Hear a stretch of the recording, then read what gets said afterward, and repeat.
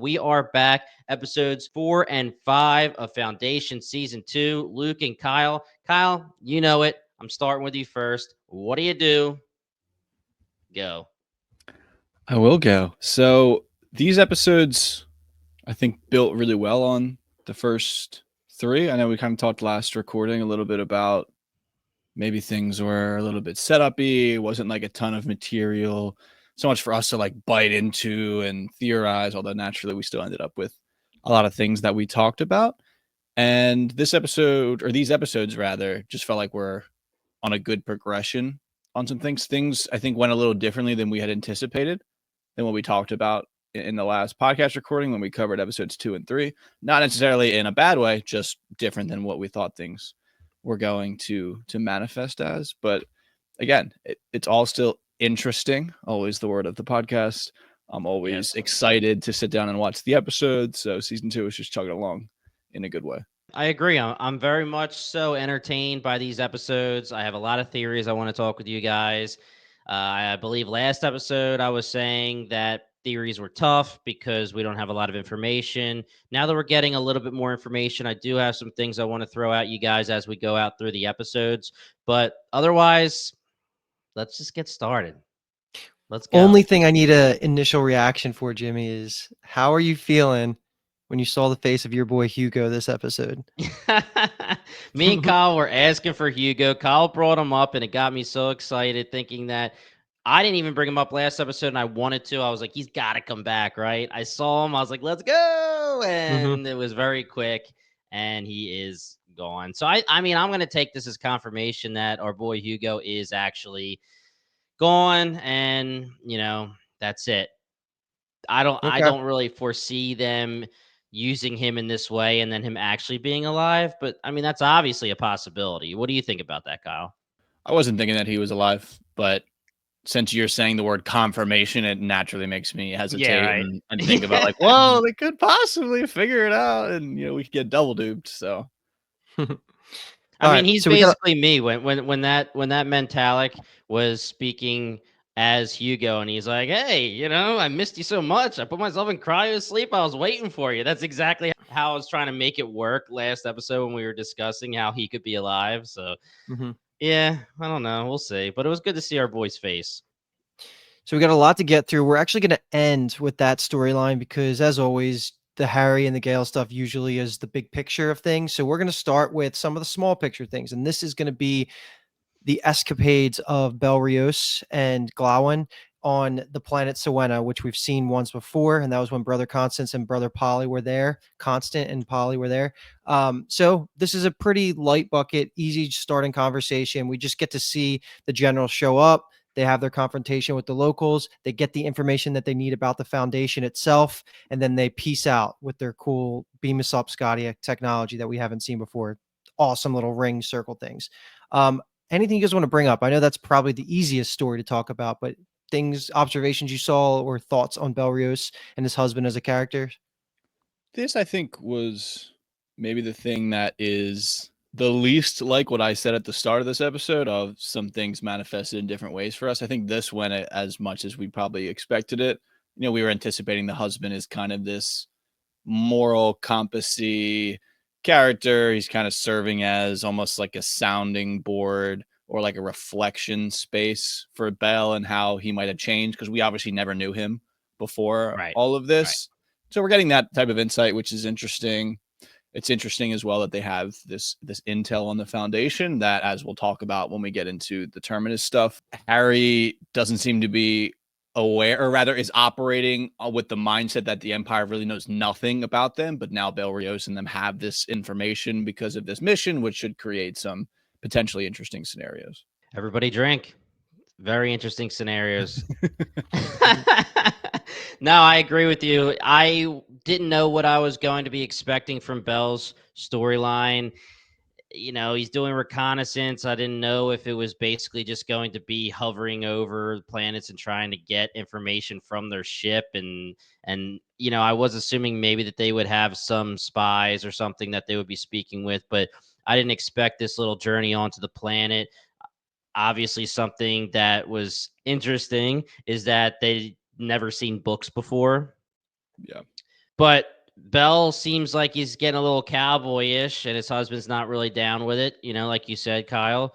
It seems based on the husband's reaction that that's not how Bell used to be. And Bell does say, I learned some new tricks in my time away. So Bell's getting a little bit more reckless, and that was pretty reckless because they were throwing down with a lot of these people from this home world. And this also brings back my conversation that I had with you, Luke, the question that I had about the auras that Empire's wearing. And Bell noticed that Brother Constant was wearing one. And it seemed like news to them that this exists for the Foundation. So another piece of information that's going to be going to Empire that they probably didn't expect him or they to know.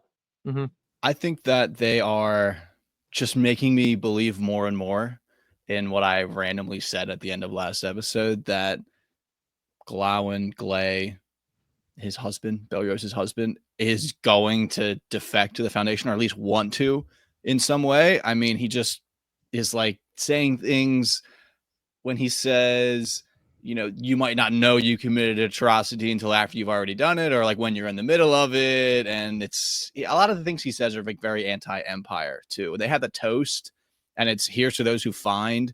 And the important part that he adds on that the patrician guy also says, like also a very important part, is like, and ask why. It seems to be pretty in our face in the sense that it's like, okay, you're following these orders, but like, when are you going to start asking why you're doing what you're doing? Right. Like, when you really start to encounter the Foundation, like, will you start to ask why and all of those things?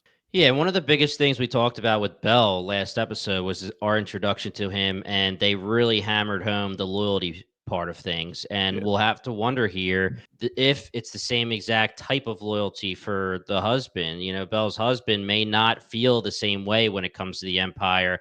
I gave my oath that I'm going to, stay loyal till I die to the Empire, even if I hate Empire, day, dusk, dawn.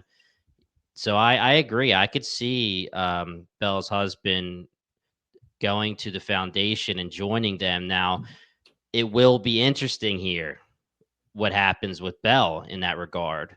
We've been talking about that since last episode. He'll be tested, I feel like, because I could see him having the same thoughts and feelings that his husband does, but just he has that character trait that he's really not going to be willing to break, or it's going to be tough to break, where he's loyal because he set his oath, he gave his oath. His husband joining the Foundation may be that little nudge that helps him. We'll see. That's a good stopping point for this bucket. They're going to continuously build on their story. Of course, there's still new characters. They're still fleshing out their path. So we'll leave this planet for now. We'll see where they go next 2 episodes. Now we're going to fly over to Trantor. And this is probably going to be the hardest bucket of scenes to talk about because people are all over the place. There's a lot of espionage going on here. These 2 episodes really fleshed out Enjoiner Rue and her backstory, her connection to the Empire, how her relationship with Sareth is going to manifest in its own way. And then Sareth, of course, has this whole 2 episodes getting her spy on, figuring out what's happening with her family. Wow, thumbs up, I guess. Figuring out what's going on with the history of her family, figuring out what's going on with the assassination, and having these scenes with Day. But let's take a microscope and just talk specifically about the beginning couple of scenes here where we have the reveals about Rue's history, and she was a courtesan that was with the previous Day, who is now Dusk. That's why she's rich. That's how she rose to power. And then, of course, we have Sareth and her initial meetings with Dawn that I'm really looking forward to your guys' take on what's going on here. This was still a point where it's like, how much of it is a game to her? Yeah. And we find out throughout these 2 episodes that it is really that it wasn't some plotting on her end. Like, she is a survivor and is trying to doggy paddle, and stay afloat in the situation, versus kind of what we were a little bit rooting for, almost, of like, we wanted them to be coming for the throne itself. And it's just a different storyline, not necessarily a worse storyline. It's just different than what I kind of was anticipating based on the information that we had. So there's still a lot of those things about her, though. She is very street smart. She definitely uses like her personality, her sexuality in a good way in an entertaining way, in an interesting Mhm. way, some might say. And Yeah, heard that. her laying it in with Dawn too is so interesting. We mentioned it, must have been episode 1 or 2. I don't exactly remember. I guess it must have been episode 1 when we met her, and they give the gifts, and it's like, okay, they gave the like color stuff, Chroma. the Yep. chroma to Dusk, and like, you know, her presence is the gift today. So like, what is the gift to Dawn? And it almost could be playing Dawn a little bit here, where it's like, you know, we kind of look good together, brother. Like, you know, like, Yeah. I don't hate Yeah. her. I don't hate her going after that angle at all. It's definitely tough to figure out here and to theorize with this information because she really could be playing the Game of Thrones, Kyle. She could be playing a game. She could be just trying to figure out what's going on and playing dusk or playing day, playing dawn. I'll get it right if I say them all, I'll get them right eventually. Playing dawn as in she's trying to play day and Rue's trying to play dusk. I believe so. So for now, I'm gonna go with I do think Sareth and Dawn are having a little thing. I think that I'm shipping them, and I do think that they are going to secretly want to be together. I can see her trying to get close to him because she sees he's reciprocating, and that's her way closer to Empire, to the Cleons in general, because she knows Day really is, you know, wiser or harder to manipulate, basically. So I'm still gonna go with right now. It's genuine, and I kind of like that route. I kind of think that would be a cool route. Now, when it comes to Rue, my question to you, Kyle, would be: do you think she's playing the Game of Thrones for Sareth? Like we said that Sareth, it seems like she isn't fully just coming for the throne, and she does have her own motivation, and that is to figure out if Day took out her entire family, and she wants to know the truth. Do you believe that obviously Rue seems to be close to Sareth and she does care about those answers, but do you think she's playing the Game of Thrones here and she wants the Empire for Sareth? She almost openly admits it a little bit Yeah. when her and Dusk Mhm. are talking, and she ends up saying the quote, "You might be the last Dusk and the first grandfather Cleon," recognizing also that it's pretty much just Rue and Day that want the marriage to happen and the offspring to occur.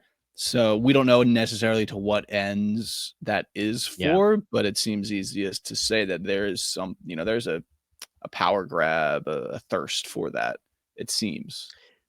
Yeah, and underlying throughout this entire 2 episodes with Rue, there's a lot of great stuff, but the memory stuff is very, very big. It's a huge deal because it starts to get Dusk asking questions. He talks to Mhm. Dawn.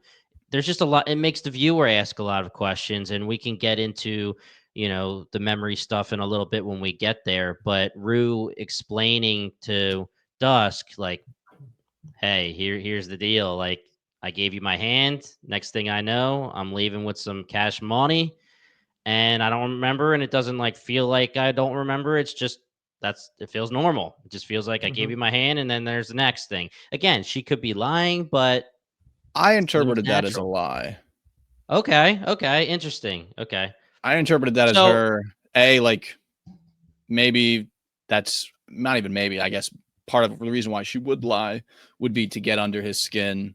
But on that, I'm saying that I'm not sure if that's me being aware that Dusk and Dawn are kind of questioning whether they mess with their memories, or if Rue was aware of that potential at the time. right, But the most reason was it felt like because she specifically went back and they said that Dominion made the technology. Now, were they lying to the spy to just get him to do what they want? Also a possibility. But yep. the fact that they investigated it, made technology, if that's true, it feels like Rue may have been lying.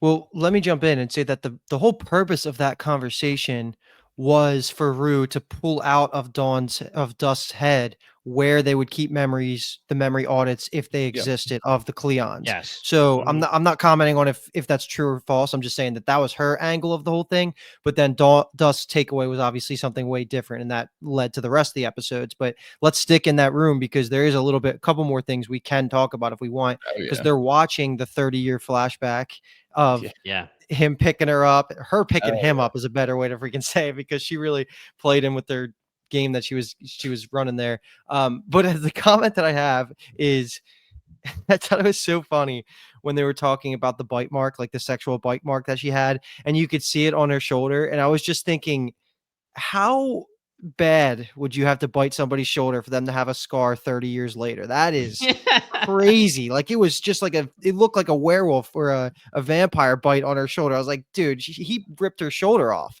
And that's crazy to me. Lee Pace has fangs, dude. Yeah, for the love of the game for her. I mean, whatever it was worth it in her eyes. Like she said, I don't believe in regrets or whatever she says about it. She just doesn't really care too much. I don't think anyone in the galaxy or the known universe had Rue and Dusk rewatching their sex tape together in bed. Right. I mean, inconceivable, let's say, at the start of these 2 episodes. Yeah, that's true. Yeah. Did you guys have any inkling of their past before these 2 episodes? It's starting to blur and I just always knew, or was this the first reveal? I thought it was last batch of 2. It's brought up that we were given Rue's background and conversation. I believe, is it Sereth that says it? I think she tells Dawn. Yeah, remember, because Dawn says, "Oh, Dusk never brought that up to me." That was episode 4, though. Oh, that was episode 4? Okay, okay. So it is blended for me a little bit as well. I thought that was episode 3. Yeah. Okay, I'm ready to move us to the other couple scenes in the middle of Trantor if you guys are ready. Did we miss anything related to Dusk and Rue specifically? It's just to mention it because we'll probably end up having the conversation a little bit later of Dawn mentions, like, I don't think I would be capable of it, but age brings change. Maybe I could become capable of it. I would assume, Jimmy, for you, it is for me, of like any type of conversation around the ways in which the 3 of them could be different is always just interesting content in a way. Also, it seems like Dawn got a slightly new stylist in these 130 years, because that fit rocks that like robe pajama. It looks comfortable as hell. I love the baby. I mean, he is just killing it, just sauntering around the garden. Dude, I mean, if he's losing his dynasty, if he's losing his crown, I mean, at least I'd be like, yo, make me comfortable, bro. Like, make me look good. I'm going to be in my jammies. Thank you for saying that, too, because they have that conversation, and I can't tell if I am misunderstanding what's going on, but it seems like he actually is getting 100% screwed and just has to take it on the chin. I said it last episode. I just don't get it. And I really still, I'm not against, and I'm still for the fact that the 3 Cleons, mainly obviously Dusk and Dawn versus Day, could happen. And, you know, we're finding out some more information, and they find out from Demerzel that, you know, Day has more power than they realized when it comes to their own memories. And Dusk is very weirded out by that, because he even has the conversation with Demerzel and pretty much confirms, like, would I know if they messes with me? So I think they are planting the seeds for that little internal civil war, but I really don't get it. Dawn's just like, I'm good. Cool. Well, there was some silver lining, and Dusk kind of laid it out here that he gets to live. He doesn't have to be controlled and isolated into the tradition and rituals. So there's some benefit. And I mean, that's very true, because honestly, I was going to jump in and say it if you weren't, Luke, devil's advocate myself. I mean, if we know from the Dawns that we've met, it is kind of what he wants, even though the one Dawn that really wanted it was, you know, quote unquote, maybe everybody drank the first possibly one that was altered. So this Dawn might just be like, hey, no matter what, I'm royalty. Yeah. I'm Dawn. Everyone's going to know me as Dawn, but now I can just do the damn thing and do whatever I want. But it's still like, I don't know. How altered are they? Because if they're still Cleons, I feel like Dawn should deep down want the power. If he's a Cleon, like, he should be like, dude, I'm next. But just like episode 1, it seemed like he was really gung ho into the concept of the genetic dynasty. Not, I mean, maybe he's being convinced and, you know, confronting his reality more than anything else of that. Yeah, okay, maybe it's not that bad, but it just feels off, I Yeah, guess. it I does. I think agree. I think part of it is that we started in the middle without the context of he could have been aware of this for years. Like this plan could have been going on. We Yeah. don't really know. And I'm telling you right now, like the storyline about what's Oh, I don't obviously going to think. happen is going to keep playing out. Yeah, But I'm under the impression, just taking what I'm seeing without any future knowledge of just, yeah, like it's just something that he has accepted. There's been conversations that's been happening. Like it wasn't like a drop of the hat. And we find out later this episode that Day was orchestrating the whole death of Sarah's family. So that could have been years in the making. So if he had all this time to accept it, like what's he really going to do? Because he's still the one that's learning the politics, learning the rituals. So from my perspective, and then you have Dusk in his ear saying like, I'm jealous of you. You don't have to, you don't have to bear the weight of the crown. So there's reasons why he's not like throwing a temper tantrum if that's what you're really expecting here. But that could have even happened in the past. Who knows? But it also will play Yeah. out more. Yeah. Okay. Okay, cool. So let's do a couple of the other scenes before we get to the end of the Trantor bucket. And this is going to be everything related to the whistleblower, Mark Lee, I think his name was. And to me, this felt, even on a rewatch, like the most out of left field thing. I felt it wasn't developed that well, but it is a super important part of this because we have this soldier who works for the palace that's going to be their inside man and try and help them get the information they need on both on the two things that are being asked about by Sareth and Rue, which is again the assassination attempt on Day. How did it fail? And then two being the mysterious death of her whole family. She wants more details on all that. So we could talk about all of that, and then let's loop in the very interesting scene in the bedroom with between Sareth and Day Yeah. with some highlights by Demerzel who goes, "Think of me," before as she's walking out. Yeah. I was And then she gives literally him a laughing fist out bump, loud, man. basically. the spy Markley thing is I agree. It's just very convenient. Yeah. You know, it seems like one of those things where it's obvious to me that it's like writers in a room making a decision to make things happen versus like Right. the story itself playing out.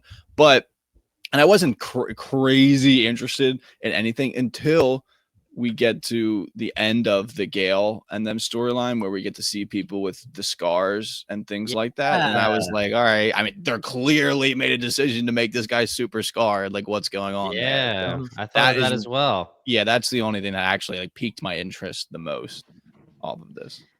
I was gonna bring that up too. That was something that piqued my interest as well. And it seemed pretty obvious they were doing that on purpose. So we'll see. We'll see. I mean, to me, at first, when you're first watching this person become their spy, it's just like, okay, they're gonna get some information out of him and then he's gonna die.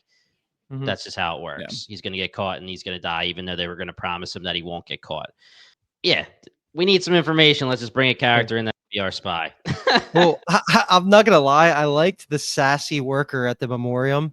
Yeah, I thought he was Yeah, he was a funny character. I was like, he's just like rolling his eyes and shit. And he's like, He's really? even- Like, again. He's even sassy to Dawn and Dusk, and they're like, Yes, he is. Yeah. "Go to Dust's like I spy." can cut his thumbs off. Yeah, I mean, I thought it was really cool. Like he's like somehow connected to the technology, so when he's like looking through, you could see his eyes flickering and Mhm. stuff. Like unless Like Black it's Mirror-esque. screen. Yeah, I was gonna say there isn't a screen in front of him, even if it's Yeah. hologram. So it seems like it's in his eyes. But that was really cool, and this has been used before. It's not like we've never seen it before, but I do like how they brought up the fact that, okay, we're not going to get one of the Cleon's recollections. We're not going to get one of their memories. We're not going to get Demerzel's memories, but maybe somebody that was working that day, we can ask for that without it sounding any alarm. So I like that they use that as a way to get us some more information. Yeah, he's like, I hope somebody's tracking all this. He's just like so sassy. I loved it. But I want to take us Yeah. back to the bedroom scene again. Well, I have a serious point and then a comedic point. The comedic point being, how were you guys reading the awkwardness in them trying to bang? And then the real point that I actually wanted to bring up was like after she leaves and they're pissed and they're actually engaged, assuming that they can find the people behind the assassination, Demerzel comes in, and that was her just for the first time, like putting a stamp on, yes, we were the ones that killed her whole family, and I made sure that nothing can get back to you, right? We didn't know that before. Right. Yes. Right. That's how I Okay. took it. Yes. Okay, cool.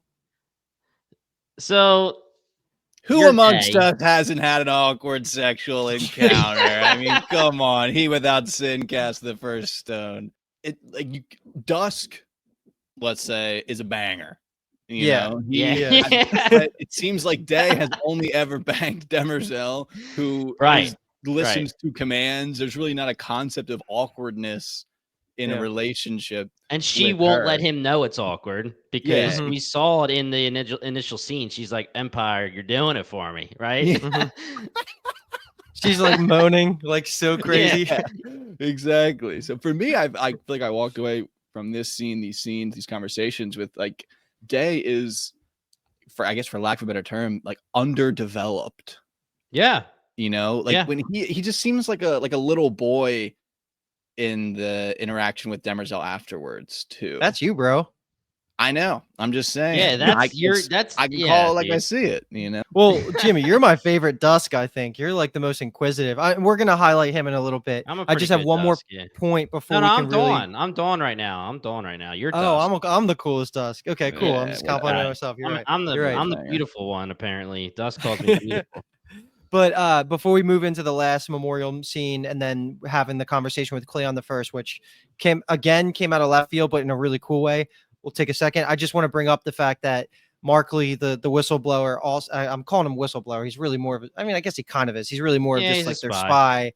Yeah. The only thing that they could get out of this whole 2 episodes worth of a heist is that Rue and Sareth now know that Demerzel is a robot, and that I like that is still a reveal to people because you forget because we've known since like episode 1, but that is like Right. mind-blowingly important to the point where like there are no thinking machines, to use Dune terminology, in the world except for her, and they saw her without her face. So Right. that's Dude.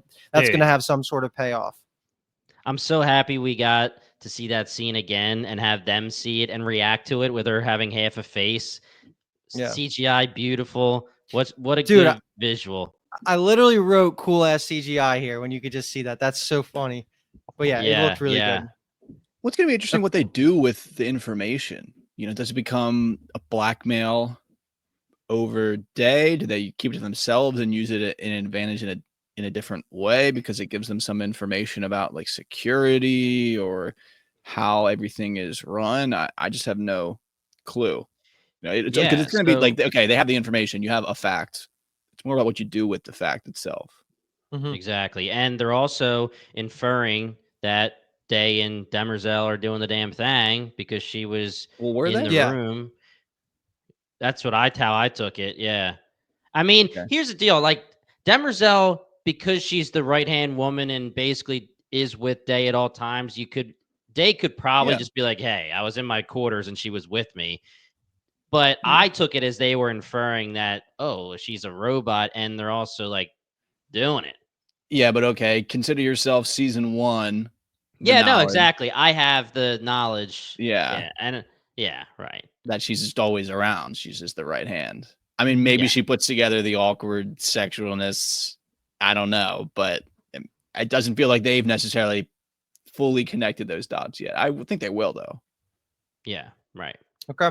All right, we'll leave it there for now, and then we're going to take it home on Trantor, where we just have the adventures of Dusk and Dawn now, where they are going to figure out what the deal is here, right? Like they figure out through the Rue scenes, well, Dusk does, that there's something weird with, there's potentially something weird with the memories. So they go to my man Sassy and they figure out how much of my memory is filled, how much of my life experience is documented in the memoriam.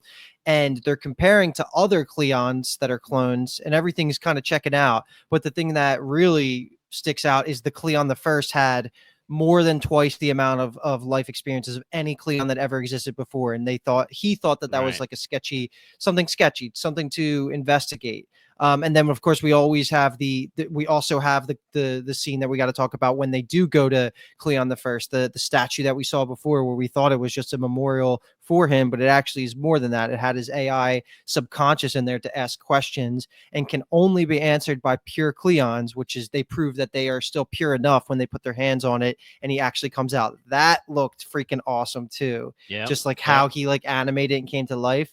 I'll let you guys say whatever you want about those conversations. And then, yeah, I mean, I think that pretty much is the rest of the episode for the Trantor storyline, but there are some revelations here. I got a hot take, Kyle? Jimmy. Do it. I got a hot take. One more. I'll preface it with a question because you like to preface things with conversations with a question of what do you think is the reason why Cleon the First has 213 while everyone else has like 87, 82? Yeah. Are you taking it more as like from the Cleon perspective, or because Dusk is like kind of what happened to the rest of us, where he thinks it's like an issue with them? Yeah, I wanted to talk this out with you because I don't really have an answer. At first glance, when I was watching this, I was like, are they like storing the missing files in Cleon the First because maybe it would be tougher for someone to actually get authorization to look at Cleon the First's memories, and that's just like the bank where they put it? I didn't really have anything else off the top of my head. I want to hear your thoughts. My thought is, and this again, hottest of hot takes. And anyone just listening and not watching YouTube, Kyle's got the biggest smile on his face. Yeah, right? I'm ready, dude. Well, this is just going to be why. I feel like it's no way it's true, but was Cleon the First himself a robot, an AI? That then, because they mentioned it earlier in the episode when they're talking about the reveal of Demerzel, and Sareth is like, there used to be, AI humans on Trantor, and is that the way to kind of preserve the rule because the people were turning on the concept of the AI, so then he kind of takes whatever. Had he become almost like an augmented human where he was a little bit of both, and it was like, okay, this won't fly, so take the little bit of the human DNA I have and pop it into people, because people, although cloning, they'll be able to accept cloning, but they wouldn't be able to accept that like I'm an AI that like lasts forever, or we just like build other AIs. So he would be like Murderbot. Shout out to our thinking the same thing. This could be a prequel to Murderbot, I guess. Yeah, in a way, maybe. Yeah, I mean, you could argue a lot of things against that. So why would he have to die and all those things? But so you're thinking that he is, or he was like Demerzel, or do you think he was a human that was like experimented on and became augmented in a way where it became artificial, and that's why he has prior human DNA to extract? Because Demerzel wouldn't have human DNA to extract, except because right, because unless she, her skin is human like. But well, I was just thinking of it too from like, okay, starting from the show is kind of making us think it's something is being done to all of the Cleon clones, but what if it's just the fact that Dusk in this situation is a little bit of an unreliable narrator, and that it's the misdirection where we should actually be looking at Cleon the First versus looking at all the other Cleons? But then it's, why would he let himself get that old? How could he look that old? He obviously aged in some Cleon. Well, but like, did he try to make himself immortal, in that sense of like make himself into a robot and essentially ran out of time? So it was like, okay, let's go with the cloning stuff. I would say that if he is somebody that, to your point, was successful maybe in becoming almost immortal and becoming more artificial, he would probably have to make himself grow old if he's putting out the ruse that he's human. You know what I mean? Because if he stayed like Day and was just like, hey, I'm Day, I mean, yeah. It's also, what's the point though? Like what? Okay, let's say he was part AI, a cyborg. Why would we care? And I'm starting to think out loud, I don't know what actual impact that would have on the story itself. Yeah. Like, why does it matter? It's more like, oh, I guessed it. versus it well, actually it's on the having board. like a tangible Yeah, I mean, impact on the dude, story itself. we always talk about this, man. All theories are Because fun. the other What was the way would impact of be, the belly button besides cool Yeah, points? right. well, I guess you got to ask Jimmy that one. Does Demerzel have a belly button? The other side of that story, I mean, again, was going to be you focus on all the other Cleon side and why do they have less memory? And I'm still on this line that Demerzel in some way is slightly potentially shady or something. You know, I feels like she is involved in that in some way. I didn't want to leave the Trantor storyline without talking about Demerzel. Like, I definitely think she's got something going on. I don't know exactly what the shadiness is because our original thoughts were, theory was like, what if she is against Empire or maybe the Cleons? And maybe she thinks what's best for the Empire civilization is not having the Cleons, and she's working with a rebellion. She's working the magic there as somebody that's very very close to the Empire, but she's not actually for them. But now also I'm still fine with that theory, but it's just I can't figure out it. She's always given vibes like she's the big dog or something. Like she's Yeah. like always been controlling everything in a way where like I'm not saying like I don't know how that would work with Cleon the First if he was like, yo, you're here to guide all of the empires, all of the Cleons that come, but I want you to be the person that makes the decisions. We saw this with Dawn. It's so confusing with these three Cleons right now, though, and with the fact that she's allowing Day to do this. Allowing this marriage makes me think she's against Empire because she wants like this internal strife to happen. But she's pulling some strings, man. She's definitely not just like, hey, I'm Demerzel, I'm the right hand woman. She's pulling some major strings. Is that what Cleon the First meant when he said they are accounted for, talking about the variations? This is of no concern for you. I mean, how else could it be accounted for beyond physically maybe having Demerzel there the entire time for every single iteration of Cleon? What would be the, like, I don't know what the actual answer to that is. Like, what does that actually mean? They are accounted for. And he just throws up the peace sign and disappears. Yeah, ease up and roll out, dude. We talked about this before when it came to the actual cloning process and wondering if Demerzel is really the only one who knows how to work it. He has a lot of trust, Cleon the First, in Demerzel. And if he truly believes that she will live on forever and she won't leave the throne, maybe there is an agreement between Cleon the First and Demerzel where it's like, hey, I want my dynasty, I want my memory to be, my face will be on the throne at all times for the rest of time, but I want you to make sure that everything goes according to my plan. And when it comes to these alterations and the changes between all the Cleons as they have their later iterations, maybe they're accounted for, like you said, because if they do something wrong, we got Demerzel to take care of it. As in, Day last couple iterations of Day that wanted Dawn to live.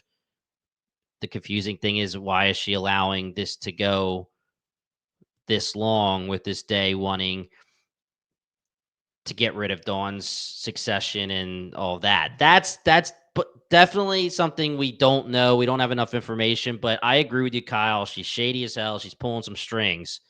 And she's one of my favorite characters. We talked about it.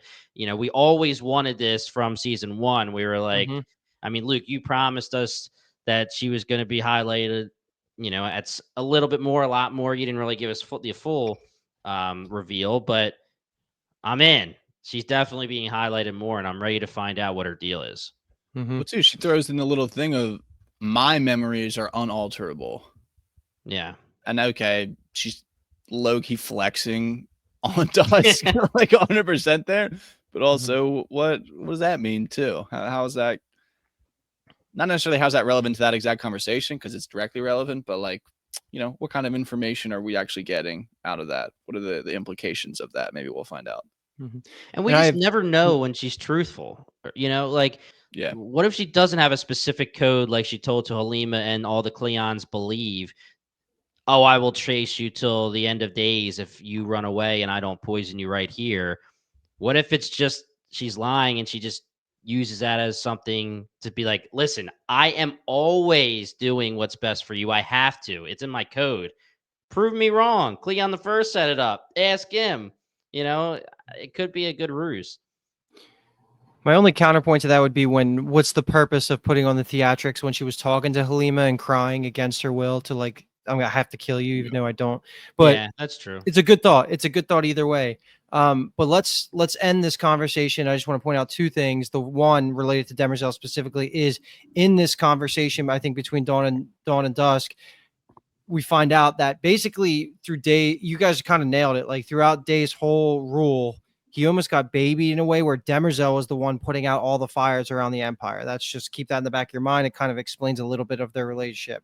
And the second one was I love that moment where Dusk looks at Dawn and says, wow, like I was beautiful, not just for how funny it is, but also because of like, it's such a human moment for in a case study that you never get to see in other shows. Like you don't get this opportunity to see these type of relationships. Right. So I love these little moments when you do get to see that. Cause that's what you would be thinking. You're like, damn, I was hot back in the day, whatever it is. But okay. Yeah. So let's leave that. We're going to move along to Terminus, which only really had 2 or 3 scenes, but they were very impactful scenes, specifically everything in the vault, of course. So let's talk about it all. We do have the couple things I have written down as just like the high level notes are that we find out in the past, Hober Mallow used to be a cleric. We kind of knew that already, whatever. He keeps bringing up the wine. That's going to have a fun little payoff. It's not plot important, but it's just, he keeps bringing up that wine and the backstory of it all, whatever. So they get to Terminus. They go right to the vault. They get sucked up in it. And then who goes in ends up being Hober Mallow, which erases the message on the vault.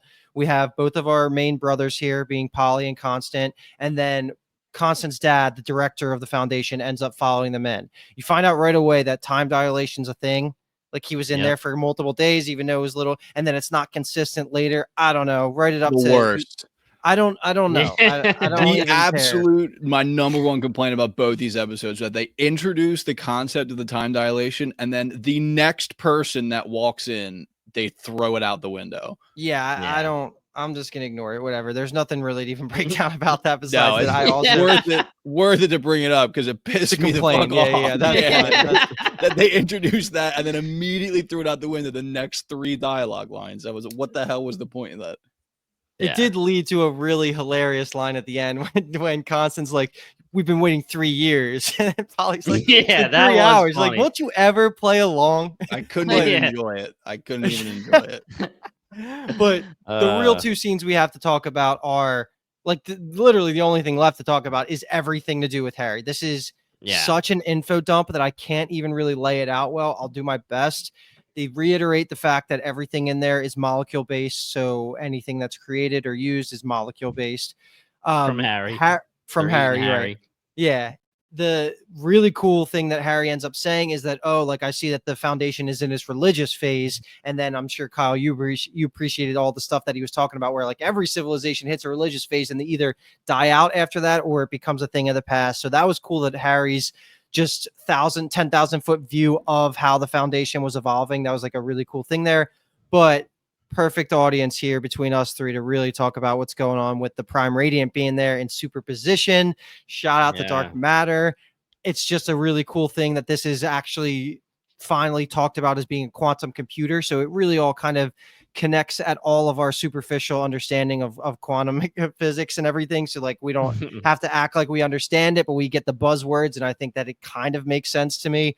We could talk about all of that. And then of course we have to talk about Harry's directives, which he is sending Constant and Polly to Trantor to continue the mission of their religion, which is to recruit and build some knowledge about the Foundation over there. And then Hober Mallow is going to be sent somewhere else. We don't know what it is, but you can probably connect the dots and assume that that's going to be him piercing the Empire, which we've been talking about as part of the prophecy for a while. I threw a lot of things at you guys right there, but let's talk about what we want to talk about. Yeah, this is definitely going to be an in-depth conversation. There's going to be times where I feel like I might be like, am I a dumbass? Or, yeah, I need you guys to explain something to me. But my first question will be Hober Mallow. He is known by this Harry. He's also known by the other Harry, but that's because Gale saw him or heard his name in the vision. And the vision is where it says, it's like self-fulfilling prophecy here, where it says Hober Mallow is the one who pierced the hide of the Empire. So is the Harry in the vault connected at all to the Harry that's with Gale and Sal right now? And you're saying that because of his knowledge about Hober? Yeah. Yes. So, or is Well, it there- psychohistory? Well, he says the line, a passing Yes. ghost dropped your name. A passing ghost dropped your name. So that's that. So that's okay. That was what I was going to ask. So that just means that there is a connection. We don't know what it is. Someone told it's not. him. Yeah. So about you don't them. think the passing ghost is the other Harry? I mean, it Or could you don't be. know? We have no idea. I mean, I don't think we could definitively Because they've say. been Anyway, it calling could be the Harry- mule still. I said at the end. I mean, that Mhm. theory kind of got burned down to like the 1%. We're still kind of we're fighting for oxygen, but actually- the passing ghost could have been the mule. I actually texted Luke on the side after our Whoa. recording, and I was like, "Yeah, I don't want to talk to you, man. Sorry." Okay. Interesting. Kyle, Day, Dusk and Dawn. We have our own Yeah, side conversation. We're hanging right? out this season. It looks like. Yeah. I'll get the recordings of that. I'll get the That's fine. I'm sure you were Um, probably texting on Imperial I signals. So what I was going to say is that I obviously rewatched the Vision a few times after our recording, and we see way more of the mule's face than I realize. So unless Hugo was changing his face, and we were theorizing a few things, but either way, Harry has been called a ghost in other scenes. So yeah, okay. We don't know for sure. We don't know if it's Harry saying it. We don't know if he's just inferring because he has a connection to Harry. We don't know if it's even Harry at all. So, But this is a perfect perfect time to put a board guess on there. Who do you think is the passing ghost? Salvor you. Hardin. Salvor is your guess? Yeah. Like from the only other- future? She's the only other character we know that has interacted with a ghost in any way and used the term ghost. So, Like the Salvor that we know now, or a Salvor from another point in time, or there are infinite ways to get to the inevitable, James. the Will Weaves, bro. And full transparency, if we do get the answer this season, I completely forget. So I don't even have the answer in my head. So I'm just Must not be curious. that big of a deal. No, it might be. I just think that it's You want to be right. Gosh. It's okay. You can be wrong. everybody Just throw a drink. guess out Everybody there. drink because it's so interesting the connections or the lack of connection between the two Harrys, the two Prime Radiants.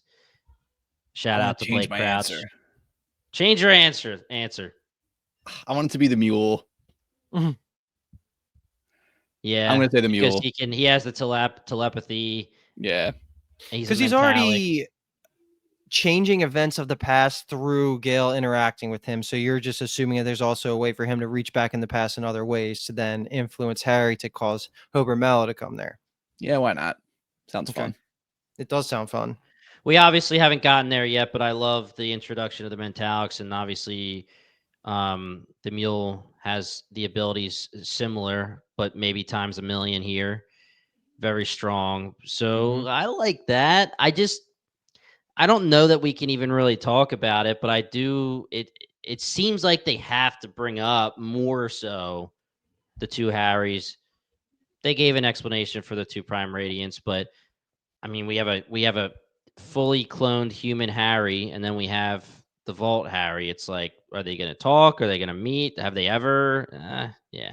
Yeah, that's definitely just something that remains to be seen. I definitely was interested in. Again, this is another question that we probably won't know the answer to, maybe ever. Maybe it's something we just have to infer. But when he says, the church will fall away, and he kind of It's not another mechanism. stutters, but Yeah. chooses his words very carefully of what he ends up saying, like replaced by another mechanism where it seems like he knows what it will be, but it's bad for Yeah. him to give them that information because it He might says stop it from happening. I'm Yep. just so curious of what that other mechanism might be. I mean, is it, again, just the concept of empire itself, and he doesn't want to tell them, like, hey, people, we're out here just creating another empire? I don't really know. Yeah, and that same Harry has said in the past to the other members of the Foundation, I'll give you what you need to know, and that's all I'm gonna give you. Yeah. And I'm out. Mhm. Take it sleazy, and I'm out. Yeah. I'll take it, sleaze. God, what a reference. Hit us up if you get that one. Yeah, hit us up on Discord. We'll send you something freaking awesome because What an enticing offer is what I said. We'll send you Send you something something. freaking awesome. something awesome. I want to bring up two things. The first is I think this is the first time they talk about how many planets the alliance of the Foundation is. They say 7 planets, which was cool. Just random world building that Mhm. needs no conversation. But I really want your guys' take on Harry's explanation for why he killed Warden Yeager. And is it sufficient? Is it make you question his morality, or is it make sense? Because I could see it being taken both ways.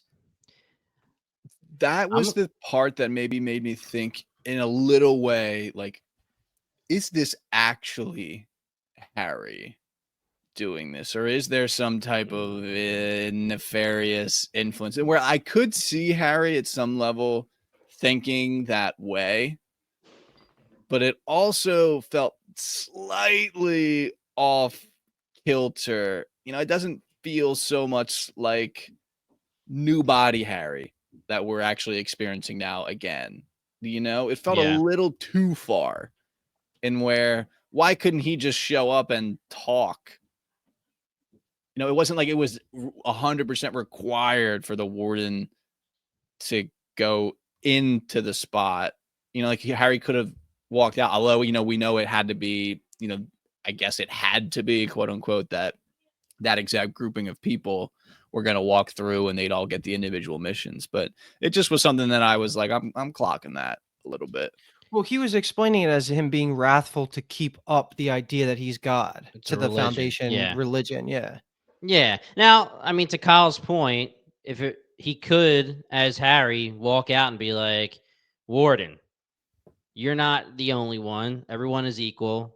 Blah blah blah blah blah. Right.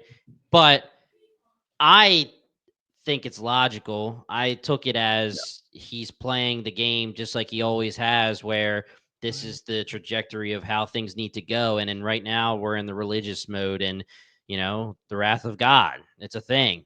It's the fear. Makes sense. We know that he doesn't really have that kind of sympathy in a way for, oh, I had to kill somebody. We've the greater good. We've talked about that before, where he doesn't fully have that kind of sympathy. But also, Kyle, let's talk about this really quickly. And we're obviously going to get there, but when Hugo shows up, it's obviously not Hugo. Is this a Mentalix power, or is this a device? Well- Did we miss something? Why are we jumping there already? I just want to ask, because how do we know that, like you're saying, Kyle, it's not the mule changing his appearance to be Harry? The more we talk about it, the more it's like, it's Harry. He caved right away. I'm just Sometimes, saying. you catch yourself, you look in the mirror and you're like, who the fuck is that guy? What's he talking about? I'm just saying, this has been a thing in fiction. It's been a thing. Yeah. Where you can change your appearance, obviously.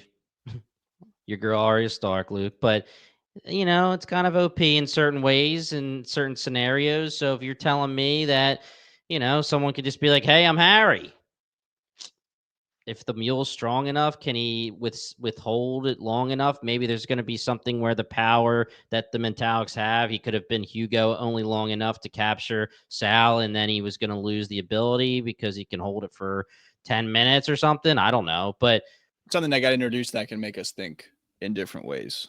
But yeah, it just feels like it's probably Harry, and we should reserve our mental bandwidth for other mysteries.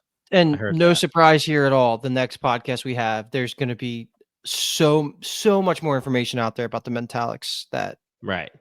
you guys will have a very good idea of how to apply it to theories. So the last thing to talk about is just the goodbye between Brother Constant and I almost said Hugo, Hober Mallow. And the reason I want to just highlight this, it's not too deep. I just think that they have insane chemistry together, these two. I really love Brother Constant as a character. I think Yeah. she's just awesome. And I just love her blue eyes, like her being Thespin and her just being just so like, What's I the feel like matter, you got a lot of her personality in this conversation she has with Hober. You ready for deep? Yeah. You ready for deep? Because I got a take on this relationship. Let's go. Is it possible that the mule is a descendant of the two of these people? Wow. Again, the narrative voiceovers from Gale, we know at some level are going to be important. The entire episode she is talking. You wouldn't be here if these people weren't banging in the past. You wouldn't be here if these people weren't banging in the past. You wouldn't be here if these people weren't banging in the past. And the most And she obvious does face thing in this whole episode was like, these people want to bang, and it's like, okay, well, what's going on here? I mean, is this and then like, what is the? I mean, you could maybe argue that is it really the talk about Raish and Gale, or is it Day and Sareth? Is it Dawn and Sareth? But it just feels like these two were like the actual source of sexual tension and like weird potential impacts long term. And it's just like, okay, I'm searching out for what they're actually like. What is Gale actually talking about here? Why is she saying these things? So you're not reading into her Constant saying, I think this might be it. the last time, yeah. No. No. he So another thing that's Way said less by fun if that's Gale. true. Another thing that's said by Gale is, and I'm butchering it, I'm paraphrasing, but attraction doesn't usually mean anything in the scope of, civilization or the world, right? And then she says like, not always. It's literally, I don't know the exact quote, but it's basically like saying most of the time it doesn't matter. So is this time the time that matters? And my take here, and I don't think it's hot, is that I like those two. I cared more about their goodbye than Sal and Hugo. Yeah. It was a good parallel. Same Yeah. spot, And, basically. and it's not, and I think it's the exact thing that you said, Kyle, when you said you didn't feel much for it. Like, it's nothing against the characters or the actors. It's just, I don't know. I felt more for that goodbye than I did for Sal and Hugo. I agree. I love Brother Constant, and I have a feeling that we're gonna grow to love Hober. All right. Let us finish strong with always. You can call her the main Wait, character. one last thing. Oh, One my last thing. God. What's this? Better be so good. It is Kyle. Brother Constant is Thespin. The mule has blue eyes when he takes off his goggles in the vision. Thespin. That's some fuel. That's fuel. That was worth it, right? Let's get No, it. that was totally worth it. Yeah. It sucks because I'm gonna need to keep some of that in there for the interruption to make sense, which sucks. But anyway, we'll keep that in there because that was worth bringing up. So let's move over to our last planet here, Ignis. I said Igni the first time I pronounced it because I'm thinking of the Witcher spells, but Ignis, planet Ignis, which we're told is the home of the Second Foundation, from our last podcast. There's a decent amount that goes on here. It's more of a queue up for next episode, but we get a lot. We have Harry centric for the first time because it's the first time he's been biologically alive in one of these episodes front to back. And we have him dealing with both his nightmares about Raish and then the manifestation of the Mentalics messing with him in the form of Raish, which I almost wish they didn't give those reveals because I wanted to question you guys and see what you thought about it. But that's just the case of binging these type of episodes. But we find out pretty quickly, like Sal does her warden thing. She goes out, she runs the perimeter, she runs into the fake Hugo, and then all of these Mentalics, they swarm and take our three main characters prisoner, if you want to even say that. Not prisoner. They just grab them, bring them to the where they're all set up. And then we have this introduction to our new character, Tellum Bond, or the representation of Tellum Bond. So I just went through that at like high level as hell because there are some other things that go on there, but I kind of want to leave it there, let you guys pick it apart because I'm scared I'm going to spoil some things here. So let's talk about it. What did you guys think? I mean, we already talked about the Hugo reveal, but thoughts on the power system? This is their best attempt at turning this soft psi into hard psi, and there's going to be a lot more of that next episode. So I was kind of waiting for this to happen because I really like the idea of there being a civilization of the people that have similar abilities to Sal and Gale. And it's less so like just magic, right? Like there's something here, and I obviously won't talk about it more until next episode, but I'll hand it over to you guys. What do you want to bring up here? Jimmy, I mean, you're the one that's been talking a lot about being soft. How's it feel that we're kind of getting a little hard? I like how you phrase that, bro. Yeah, I thought you might. I'm in. It feels good. Okay, good. I'm in. I thought it would. I'm in. Yeah. Yep. I'm in. Yeah. I'm very happy. I agree with you, Luke. I like that they're bringing about a group of people that are like similar minds as to Gale and Sal.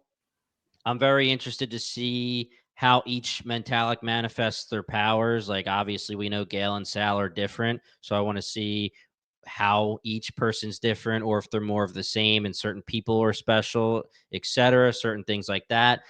Quickly, before we get full into Mentalic mode, I thought it was awesome that Harry, this makes total sense. He's still the man. He knew right away Hugo wasn't actually Hugo. So that was awesome. And he sussed out right away the shadow thing. Like Harry's just the GOAT. Like when it comes to that, they just got to remind you every once in a while. Yeah, and Gale even was like, Harry, chill out. It's fine. It's Hugo, even though she doesn't even know who Hugo is. But I'm okay with Sal being tricked because, to her, it's love. She sees the person she loves. She's like, holy shit, I'll believe it. So I'm in for that. That's fine. But yeah, the Mentalics are. I'm really glad that they're doing this because it's a great way to start to explain these supernatural, maybe not, powers that we've been wondering about Sal and Gale. And I was like, oh, is this just going to be a convenient supernatural thing that's just in this story that's just for those two? But the fact that Mentalics exist, I will say they must be very like underground because Harry didn't know they existed. Maybe Harry just didn't understand that Gale was a Mentalic, but when Gale says like, I got some powers, bro, he was like, oh, that's interesting. He doesn't really like know to like call her that or to say like, oh, those kind of people exist. No, it's definitely not a known thing. They're like mutants almost, but the idea that this planet works as almost a lighthouse of if you can hear the call outs, you'll come here. That's a really cool idea. What'd you say? Cerebro. Yeah, it's literally Cerebro. It's a really cool idea. And it even in hindsight, similar to what they did in season 1, where you kind of could look back after the reveal that Gale had powers, that there were moments where she was seeing the future, but you didn't know in the episode and it didn't feel off enough to call out. It's the same idea here where they both are realizing the voice is calling to them. And now in hindsight, a couple episodes ago, it makes total sense. So I really like that they're making it so it's easy to rewatch Foundation again, because there's things you can pick up and not have to there's just rewatch value. I'm interested in this woman who is the leader, and I say that because I don't remember what her name was at all, but how much information did she have beforehand versus being able to read them in the moment? Because like, was Harry were any of them thinking about the second Foundation in that moment? But also, why would she immediately have a negative connotation of it where it's like, we can't let that happen? Like, how much do you know? Like, what do you know about the Second Foundation? How do you know it's something that you don't want to happen? And we kind of know that it, no matter what she wants, it's happening, because 150 years in the future, we know that that's where it was kind of popping off at. So that's an interesting Yeah. thing to me. Of they gather information in a good way, but it seemed like they were more well informed than just in that moment itself. And like, where's that information coming from? Yeah, because she's like, I gotta destroy the Prime Radiant. So she doesn't seem like she knows that it's a quantum computer that's currently in a state of superposition. Because if she destroys that physical one there, it doesn't seem like to me that it would destroy all of them. But also maybe that's me knowing nothing about superposition. Like the act of destroying it, is that the act of observation of it, which then takes it out of superposition? Who can say? I don't really know. But lots of answers that we're waiting on. Mm-hmm. Yeah, you have to wonder if she could read Gail's mind and see that vision that Gail saw. Yeah, I think we just need to find out more, and I'm glad, Well, Luke, for selfish reasons that you said we'll find out more in the next episodes about the Mentalics and their obvious motivations. Because we know for a fact that the mule says your army of Mentalics to Gale in the vision. Yep. So that's just something to keep in the back of your mind, is like, if you want to think of Wheel of Time, like a checklist of the, God, why can't I remember the name of the cycle? The cycle. Corinthian cycle. Yes, yeah, just like something's that's eventually got to happen, is she's got to get an army of these people with people, assuming that vision comes true, which she's doing everything in her power to make sure it does not. We also don't know how everyone's, like Jimmy said, everyone's power is manifesting, because are other people having visions too? You know, Gail has a vision of herself in that, but like if she has an army of Mentalics, are maybe some of them having visions of them being involved in battles and things like that? You know, because we know Gail gets there 150 years. We've been introduced a million times to how that could happen with cryosleep, all that stuff. So it doesn't seem like it's totally out of left field that some of them maybe were having visions about that stuff. I mean, he has the drawing. That guy, did he have a vision about the draw or about the Prime Radiant itself? You know, we don't know totally. Because what does it mean to be like, oh, what did she say? Something about who have all of their senses. Seems like Harry has all his senses. I mean, I know 5 of them that I'm aware of, or 6. I don't remember actually, but however many are the normal ones, it seems like Harry's got all of them. You know what I mean? So it's sad. It's sad to be a TV podcaster, and obviously this isn't TV, but you're saying the 5, 6, 5, 6, and I'm like, it's 5 because of the Sixth Sense movie. That's how I knew that. There you go. Yeah, we just need to find out more about the Mentalics and what their powers are, and how strong is Tellum. Correct? That's how we say her name. Tellum Bond is how it was written. Yeah, I like that. Tell him. Tell him what's good. Easy. Yeah. Yeah, we need to see how powerful she is compared to Gale and Sal. We'll see how powerful Gale and Sal are compared to the others. Are they super powerful? Is the mule right in front of us and we don't know yet? Did we see him in the background? I would have liked the freeze frame. Yeah. Was he the little boy? It could be. I mean, I really like your thought process there with Hober and Brother Constant, but we'll see. The only other thing I had on this entire storyline was they're talking about what's Harry's deal, because Harry doesn't even know. We talked about last episode of exactly what I was going to bring up. Does he have memories? What's good? He seems to be like the same person he was up until he got killed, but also kind of has the same memories almost of being in the Radiant and things like that. But he seems a little, let's say, repaired in a way. But Sal, now I'm saying it weird. Sal has a quote where she says, "Someone wanted you flesh and blood again." Yeah. That sounds a little ominous. What do you mean by that? Someone. Yeah. I mean, I know that that's her take of she doesn't know the answer. It's someone obviously wanted you to be flesh and blood again.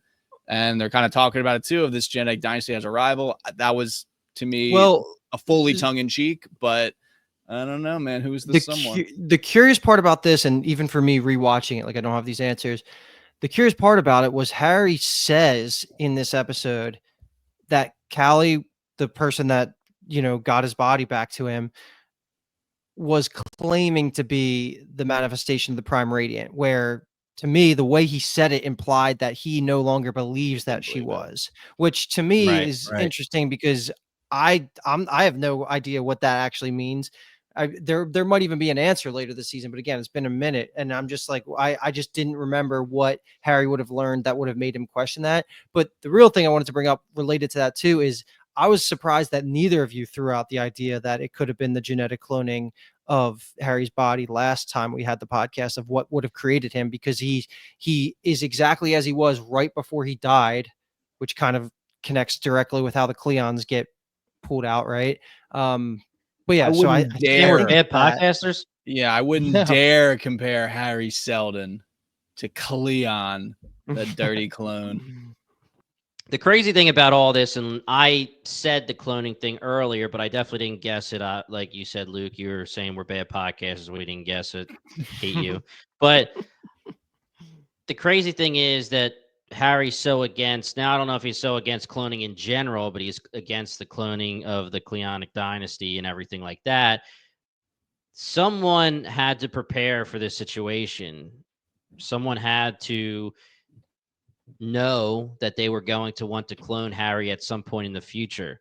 It doesn't seem to be that Harry made these preparations himself. And like you said, someone wanted Harry in flesh and blood. So we definitely need to get this information. This has to be something that's revealed to us at some point. We need to know this manifestation of the Prime Radiant / whoever it is, who this person is. That can't be something that they just say, oh, we got a clone of Harry. Move on. That's got to come back. You ready for this one? Do it. Demerzel. Demerzel, bro. Ooh. Could set it up. In what regard? In a regard to make sure that the rebellion against the Empire continues? Yes. Because She thinks Harry's actually the guy to make the Empire more stable. She's a psychohistory believer. Ooh. so I like She's been that. believing since the start. She's all logic and numbers, right? I mean, it all, like Harry said, it's just the math, baby. I like that. I'm in, dude. Put it on the board. Yeah, I mean, who else probably knows anything more than I feel like no one out there knows more than her about the process, all of that stuff. So Now this is getting really tinfoily, but the questions to quickly be asked are, because Demerzel can do these things. She doesn't have to do them in person. That the person that manifests as the Prime Radiant for Harry could be a messenger or somebody that she sends or has waiting there, just like the spy whistleblower that was waiting for 40 years for Belle to show up. But I don't think we have this information, but can Demerzel change her appearance as she could just take her skin off? Could she just look like a different person, or is she just Demerzel? you know what? They have given us a lot of scenes like that with her in front of the mirror doing things. Yeah. So Yeah. it wouldn't be crazy. There would be precedent there. Yeah. I mean, and then you get to the point where how fast can she jump and get to where she needs to be for Harry if she's the person that freaked out Gale, and Gale was like, oh, that's not a vision. That's She something. definitely doesn't sleep. It seems like the Cleons sleep. I was going to say something. I don't remember. Oh, it was going to be a question of, if that's right, do I get something freaking awesome? Oh, yeah. You're Okay. going to get something awesome, bro. Cool. The I'm respect not telling of you my what it elders? is. You just have to trust me. Okay. I think that takes Yeah. it. Yeah. That was a great 2 episodes, honestly. That was really fun to Yeah, talk about. that was really fun. And Luke, you've said it a few times, but I don't know, man. I don't think you're on the next episode, right? You're so right. I will not be on the next episode. So we won't have our guide on the next episode. It will be the boys. Yeah. Day and Dawn are just gonna go nuts here with no all of our theories spacer. with We don't have a spacer. It's just us yeah. drinking, shooting ourselves up, and just traveling through space. So We're I'll gonna miss go to 6, Mars, 7, dude. but I'll be back for 8, 9, and then the finale. So I'll be back for the last 2 Yeah. podcasts. But yep. So we won't have our dusk, our wisdom for the Mhm. next 2 episodes. The boys are It's just alright, going to bro. start throwing theories out there for 4 hours straight. So Come Luke, prepared. we'll miss you. We just want to make sure the listeners are ready for one episode missing Luke, but he'll be back. He will be back. All right, guys, that was a blast. 5 episodes down. We're pretty much halfway done this season, and we're so close to season 3, July 11th. As you guys know, we're getting towards the end of June here, so we are on Turbo Drive. This will all be out before July 11th when season 3 drops. If you guys like what you heard, please hit that subscribe button. And also, please check out the Binge Empire podcast. That podcast will be covering everything that is not Apple TV that we would like to cover. If you have anything you'd like us to cover, or if you want like us to watch, join our Discord. Talk to us about Foundation, any of our Apple TV Plus shows, any show in general. We have a spot just for TV show recommendations. What should we watch next? BingetownTV.com/Discord. But Binge Empire has Squid Game, Dexter Resurrection, Wednesday, Alien Earth, Squid Game. I said that. Stranger Things. A lot is coming on Binge Empire. We have Last of Us, Wheel of Time. So much there. So please hit that subscribe button. And our Bingetown TV flagship podcast has any combination of the 7 of us talking, recommendations, debates, news, everything about TV and movies, just having some fun conversations, more casual about anything and everything. And you guys can even jump on the Discord and give us some ideas for that as well. Those will all be in the description. You can hit those links. Otherwise, we'll be back for episodes 6 and 7, and also we'll be back for Murderbot. Once again, we are the Core Podcast covering all things Apple TV Plus, and thank you so much for listening.